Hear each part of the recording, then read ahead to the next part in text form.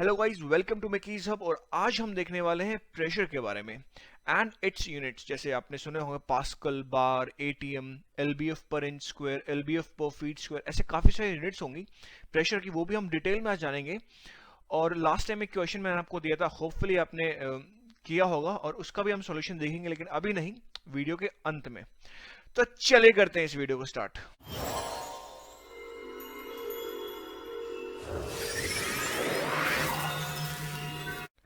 So pressure is defined as a normal force exerted by the fluid per unit area। जब हम fluid से deal कर रहे होते हैं तब हम टर्म यूज करते हैं pressure. Fluid mean liquid and gases. लेकिन जब हम सॉलिड्स के साथ डील करते हैं तब वहां पे हम जनरली जो टर्म यूज करते हैं वो होता है नॉर्मल स्ट्रेस, जो कि हम पढ़ते हैं स्ट्रेंथ ऑफ मैकेनिक्स में। यूनिट दोनों की सेम होती है। This normal stress is a tensor quantity, but the pressure is a scalar quantity। ये चीज एक टर्मिनोलॉजी डिफरेंस है, ये चीज आपको पता होना चाहिए। सेकेंडली, अब हम देखते हैं इसके यूनिट्स। यूनिट्स का यहाँ बहुत लोचा है, तो थोड़ा ध्यान से। सो यूनिट्स हम यहाँ से निकाल सकते हैं। The unit of force is newton and area is metre square.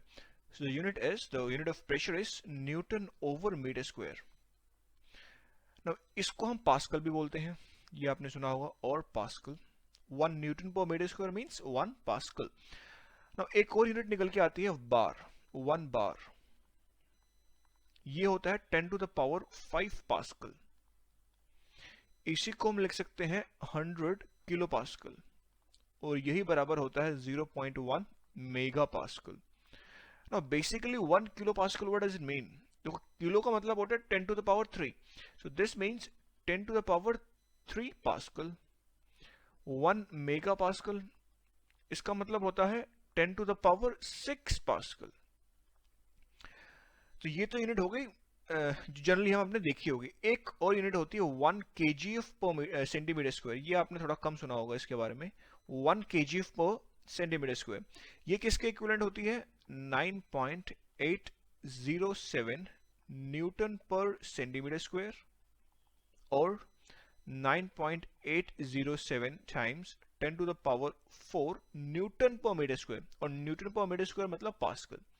This much of pascal. अब जो प्रेशर होता है, हम एटमॉस्फेरिक प्रेशर जो हम बोलते हैं, वो जनरली बोलते हैं 1 atm।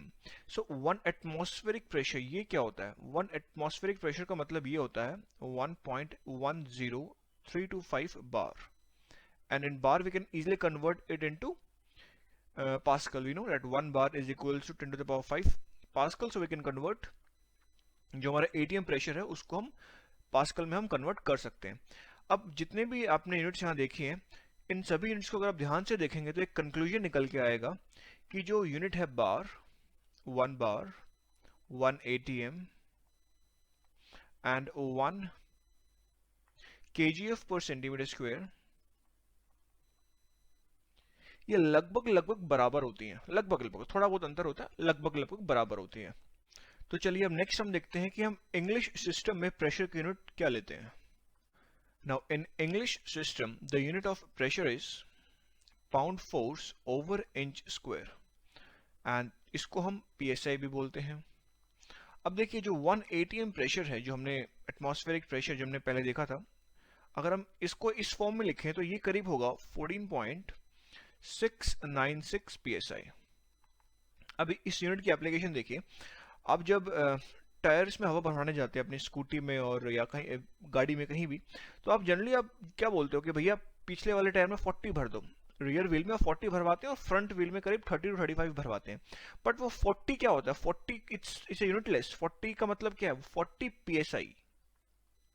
हम ये एक्चुअल यूनिट होती है 40 psi या फिर 35 psi। आजकल की जो साइकिल्स आ रही हैं उसमें करीब आप हैरान हो जाएंगे, उसमें डलती करीब 70 psi। ना, ये मैं बात कर रहा हूँ हाइब्रिड साइकिल की।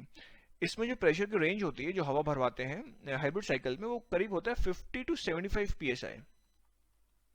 स्कूटी से बिल्कुल डबल है करीब। नेक्स्ट अब हम देखते हैं प्रेशर की एप्लीकेशन। देखिए, अगर आप स्नो शूज की बात करेंगे,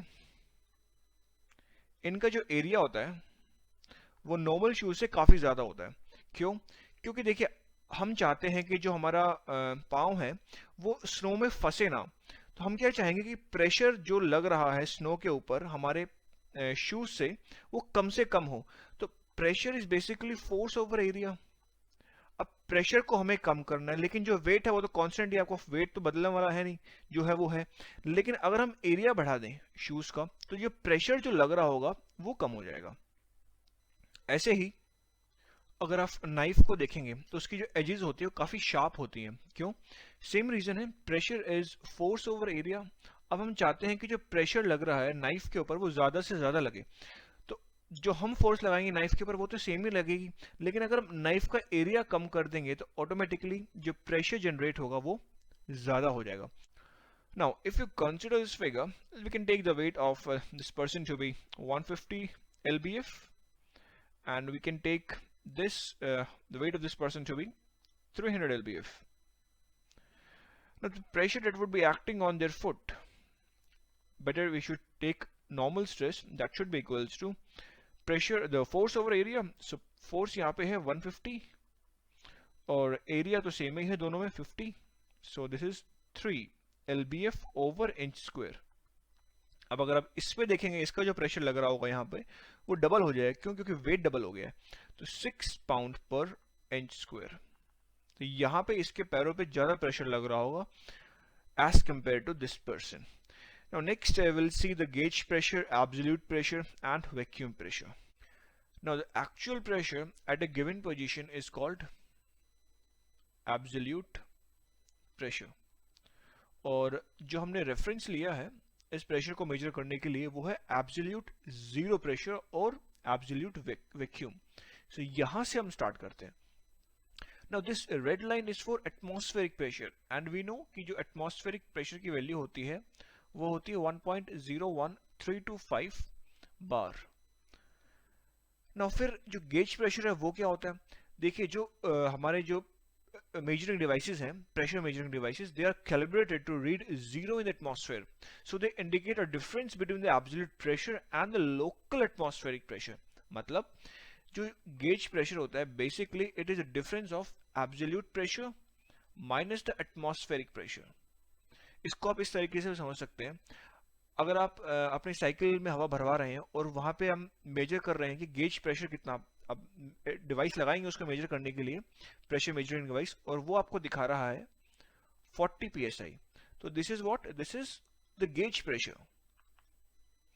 अब जो एब्सोल्यूट प्रेशर होगा अगर हम इस रेफरेंस से देखें तो जो एब्सोल्यूट प्रेशर होगा it is basically the summation of the gauge pressure and the atmospheric pressure. So this is 40 psi and atmospheric pressure हमें पता है 14.6 psi होता है। सो ये करीब 54.6 psi है एब्सोल्यूट में अगर हम बात करें। So this is the real application of the gauge pressure. Now vacuum pressure क्या होता है? अब देखिए आप इस डायग्राम को ढंग से देखें तो आपको पता चलेगा कि जो गेज प्रेशर होता है इट स्टार्ट फ्रॉम हेयर, इसके नीचे जितनी भी वैल्यू आएगी वो नेगेटिव में आएगी और इसके ऊपर जितनी वैल्यूज आएंगी वो पॉजिटिव में आएंगी, राइट? अब अगर जो आपका वैल्यू है वो एटमॉस्फेरिक प्रेशर से कम आती है, मतलब इस वैल्यू से अगर कम आ रही है तो उसको हम बोल देंगे वैक्यूम प्रेशर। इसका मतलब कि वैल्यू कुछ यहाँ पे आ रही होगी, बट अगर हम एब्सोल्यूट देखेंगे तो तब भी वो कुछ वैल्यू पॉजिटिव ही आ रही होगी। यहाँ अगर हम इस रेफरेंस से देखेंगे तो it would be positive, but अगर हम इस रेफरेंस से देखें इस पॉइंट को तो इट वुड बी नेगेटिव। तो ये होता है वैक्यूम प्रेशर। सो जो इक्वेशन होती है वैक्यूम प्रेशर की it is like this, vacuum pressure is equals to atmospheric pressure minus the absolute pressure. So ये था atmospheric pressure and vacuum pressure and gauge pressure के ऊपर डिस्कशन। नाउ इस concept को समझने के लिए आपको एक क्वेश्चन देने वाला हूं मैं, और इसका आंसर जो है आपको मैं नेक्स्ट वीडियो में बताऊंगा। सो क्वेश्चन है, a vacuum gauge connected to a chamber, it reads a vacuum pressure of 5.8 psi and the atmospheric pressure at the given location we have 14.5 psi, and we have to calculate the absolute pressure This thing we have to calculate.